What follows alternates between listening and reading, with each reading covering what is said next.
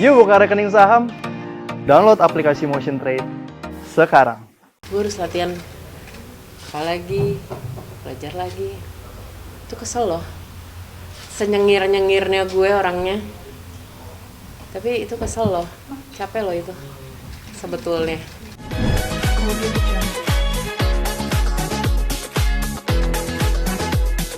Hari ini hari ke-14, ya udah cukup aman. Jadi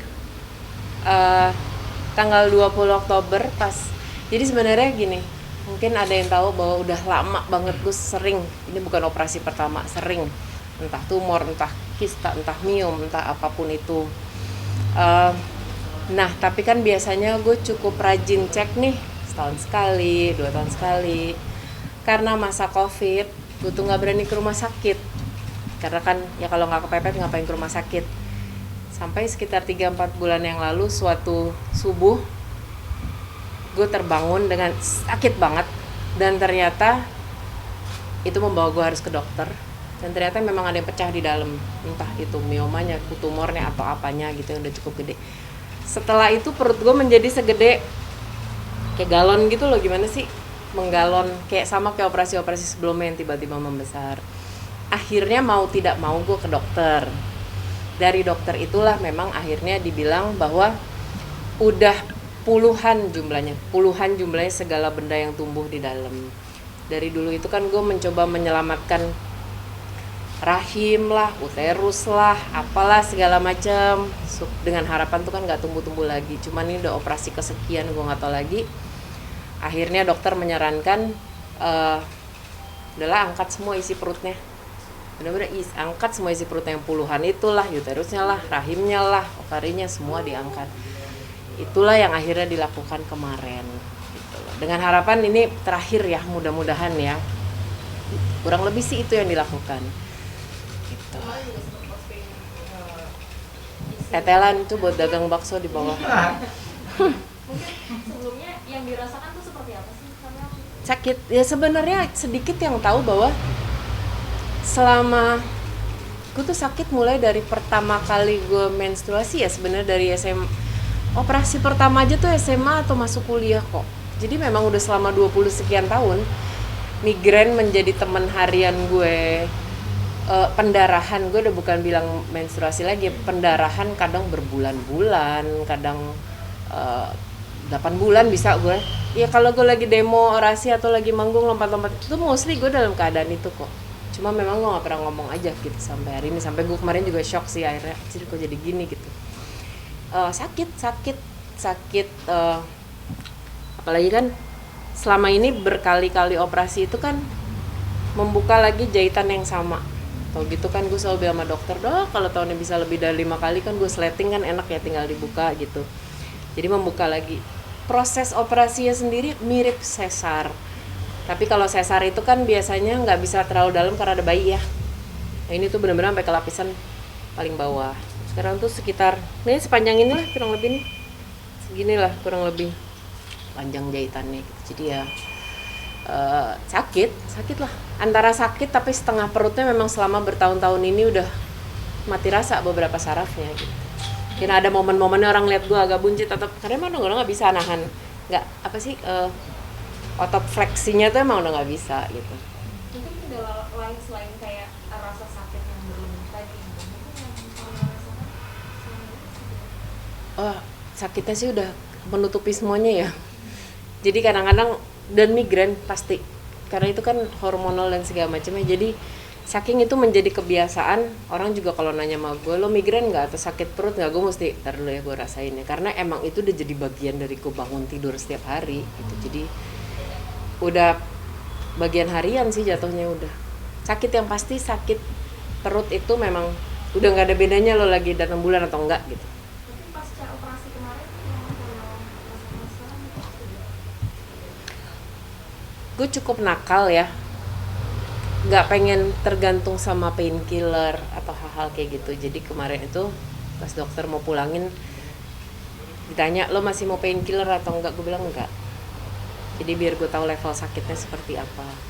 Dan kemarin itu akhirnya memang disudahi karena gue sudah tidak bisa infus. Satu lagi masalah yang gue punya itu adalah pembekuan darah gue tinggi banget. Jadi setiap kali dicolok infus, kan ada darah tuh pasti dia langsung ngebeku, ngalangin selang, ngeblok selangnya jadi mampet. Itu 8 kali dipindahin kanan kiri. Satu-satunya momen gue nangis di rumah sakit itu adalah pada saat gue nangis begging untuk tolong jangan infus gue lagi. Bukan gue takut infus, tapi emang sakit tuh, masih banyak banget sakit banget. Sakit infusnya lebih dari sakit operasinya kayaknya sih.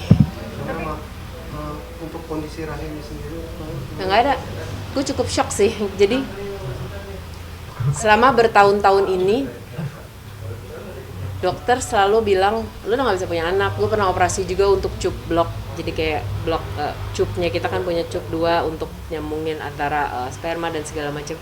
Dokter udah bilang lo nggak akan bisa punya anak, lo bahkan nggak boleh punya anak karena kalaupun tabung gue nggak bisa sama sekali, malah nggak boleh bayi tabung gitu karena tabungnya kasarnya kan nggak ada gitu. Cuman kemarin begitu benar-benar diambil, terus kemarin siang di USG ulang, walaupun gue udah sering dengar kemungkinan itu, gue cukup shock sih kemarin ngeliat isi perut kosong, nggak ada yang namanya rahim dalam situ, benar-benar nggak ada, udah nggak. Jadi ya kondisinya sekarang nggak ada. apa yang menguatkan Kamel selama ini? Sampai saat ini apa yang menguatkan Kamel?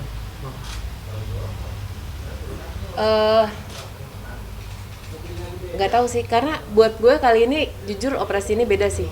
Dan gue baru kayak ketampar kemarin siang begitu ngeliat USG-nya bener-bener kosong. Jadi gue agak-agak untuk satu hal itu gue masih belum segitu terima dan belum segitu ready-nya juga sih. Gitu. Jadi gue nggak nangis karena operasi atau gue justru nangis kemarin siang gitu. Gue nggak punya. Kayak selama ini lo dikasih tahu, tapi sekarang confirm, nah lo udah bukan perempuan, lo nggak bisa punya anak, lo nggak bisa. Nah, kayak kemarin siang tuh gue baru nerima itu, dan itu tuh belum benar-benar terproses di kepala gue kayaknya. Dukungan teman sendiri sama tadi kan ada Kak Dewi juga. Bertrand nama Dewi mah gue udah 20 tahunan sih. I have the best support dari teman-teman, dari tim manajemen, dari keluarga sendiri. Tahun ini mungkin susah ya dibandingin operasi sebelumnya karena gue nggak boleh ditungguin kan karena kondisi COVID. Jadi adik gue di sana selama 11 hari gitu. Berat buat dia. Gue juga kangen keluarga, tapi gue juga nggak bisa pulang dari rumah sakit terus ke tempat bapak gue, kan kasihan ya, takutnya gue harus isoman, gue harus apa gitu. Mereka suportif sih, tapi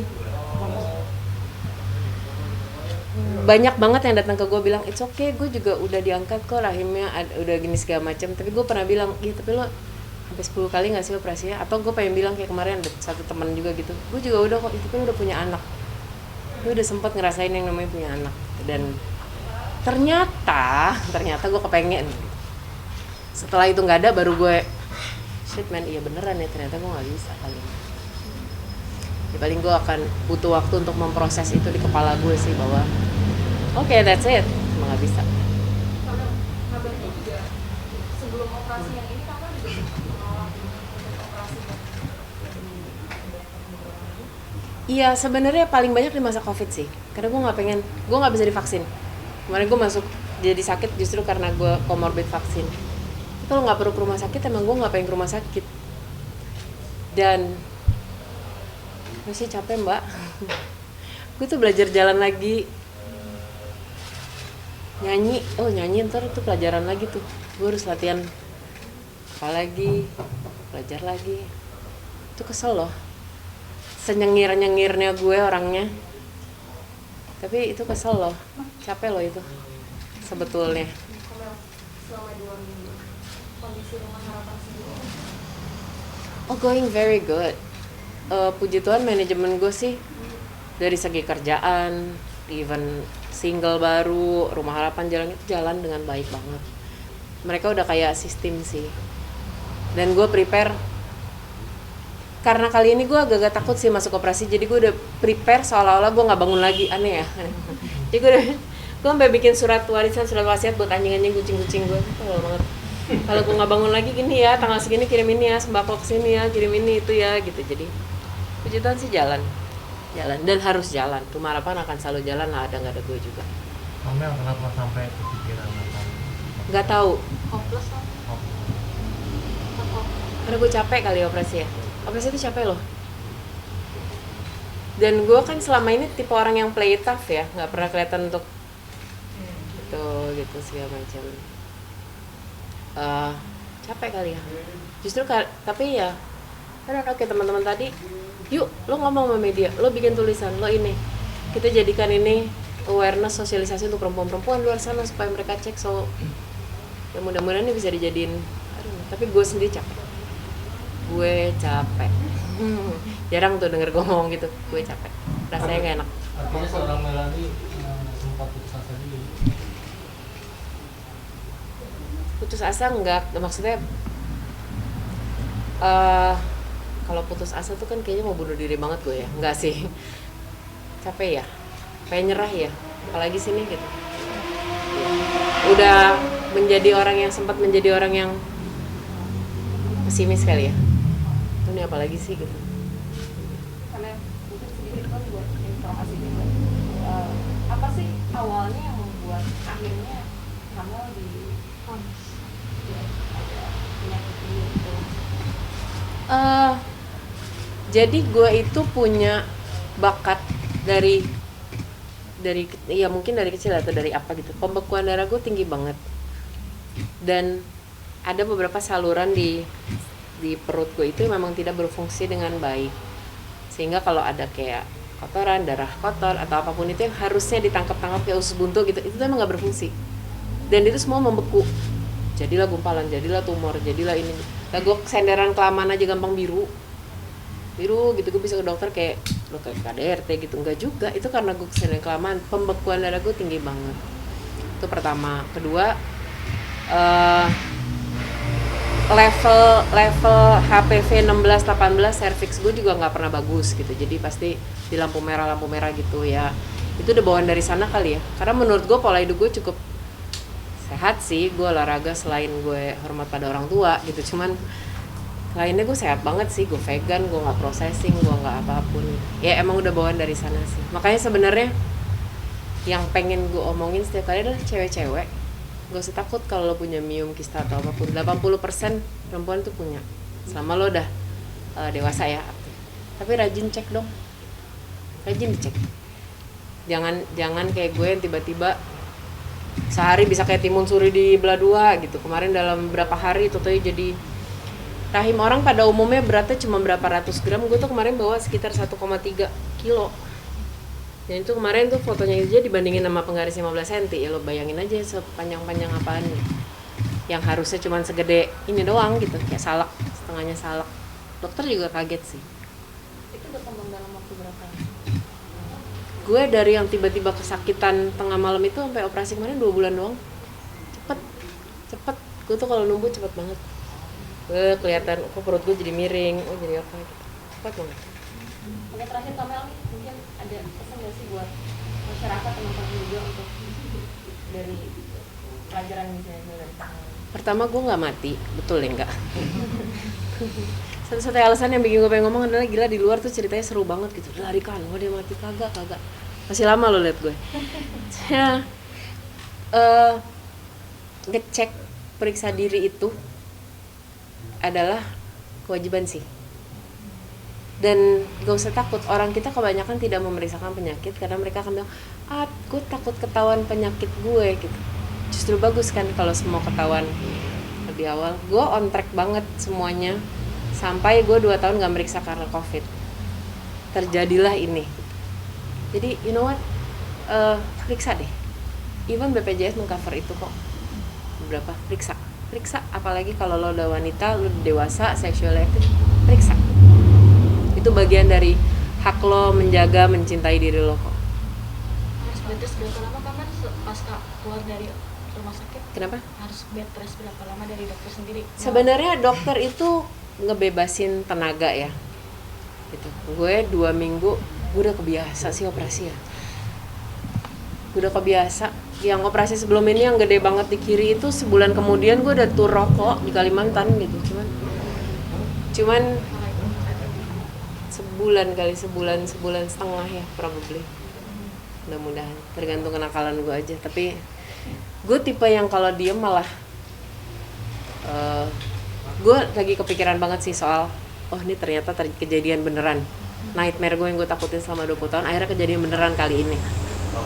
Gue akan berusaha menyibukkan otak gue supaya gue gak mikirin itu. Mimpi buruk. Hah? Mimpi psikolog mungkin. Psikolog gue kayak gitu-gitu tadi bentuknya tuh, Dewi, Bertrand, terus siapa gitu. Mereka tahu dari awal gue sakit, mereka tahu gue operasi beberapa kali yang gitu-gitu. But kali ini ternyata shit kejadian. Itu kali ya. Sementara bokap nangis di operasi kedua gue apa ketiga dulu lah di mana-mana gitu. Mereka cukup happy adek gue bisa punya anak 2. Even though setiap kali gue denger orang hamil, oh aku mau, gue hancur sih. Adik gue yang cowok itu nikah 3 hari sebelum gue, si Adrian nikah 3 hari sebelum gue operasi. So ya, gue lagi mempersiapkan diri untuk gue siap mendengar bahwa, aku ini loh. Amel mungkin setelah ini mungkin ada ngurangin nggak sih kegiatan-kegiatan kerja atau kegiatan Yang pastinya fisik otak gue sih nggak bisa diinin ya, tapi fisik ya pasti. Fisik pasti. Ya kebetulan juga lah belum semuanya industri balik dengan paling nggak pasti. Tapi gue nggak akan bisa diem banget sih. Diem banget itu justru membunuh otak gue. Oke? Iya. Tadi nama penyakitnya apa ya? Waduh, itu nama bahasanya udah aneh banget sih itu. Semua yang lo bisa browse di Google mulai dari tumor, myoma, endometriosis, apa segala macam yang bisa tumbuh, semua ada sih gue. Itu ada sekitar 30 sekian kemarin isinya. Ini pas dokter USG, ya nih ada 1, 2, 3, umur sampai 18 dia berhenti ngitung. Dan itu tulis nih, ya pokoknya di atas 18 lah. Kayaknya udah males gitu ngitung. Jadi everything grows. Di gue itu apapun bisa numbuh. Kesel kan? Apapun bisa numbuh.